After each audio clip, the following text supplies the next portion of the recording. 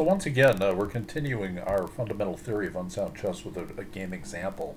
And specifically what we're going to talk about is playing lines that limit responses and dictate the kind of game that a person plays, yet they still require precision on the other person's part, and probably are not the best line according to theory. So an example of that is going to be the following game.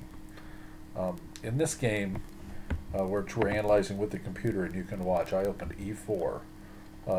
My opponent's rated over 2100, and he plays Alekhine's defense. I play e5, knight to d5. Now there's a lot of standard things to play against Alekhine's defense, like d4, d4, c4, f4, 4 pawns type stuff, quiet developments with knight to f3 and bishop to e2.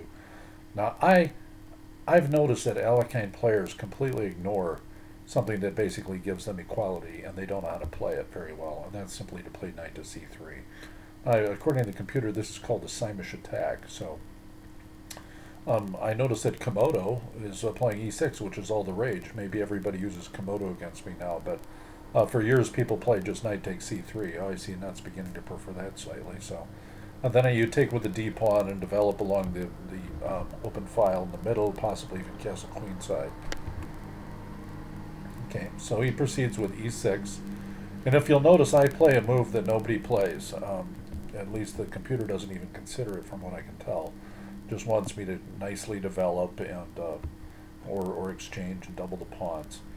I play bishop to c4, and I guess according to Komodo, if he just exchanges here, that's good enough, because then my bishop might be slightly misplaced. So he does that. He's playing Komodo's line. This is interesting. I've been analyzed this with the computer before.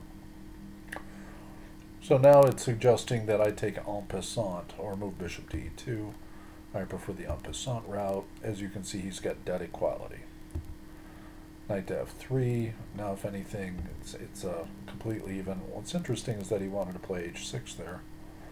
And now it's suggesting bishop to g5. So this is all fairly standard from what I can tell. We're absolutely even until I play bishop to g5 instead of bishop to e3. Once again, we're even. It suggests he needs to move queen to c8, but he moves queen to d7. Now I begin to get a slight advantage. I castle long because now there's a pin on the d file, but I also have to just be careful of discoveries and checks if I move that bishop. And it suggested castling for him, and as you're going to see, castling should have been played by now. I decided to pin, which is a small, spurious move, but it does threaten knight to e5, which I suggest causes some weaknesses in black's camp. And now it says f6 is the preferred move. Apparently, it doesn't care about the e-pawn.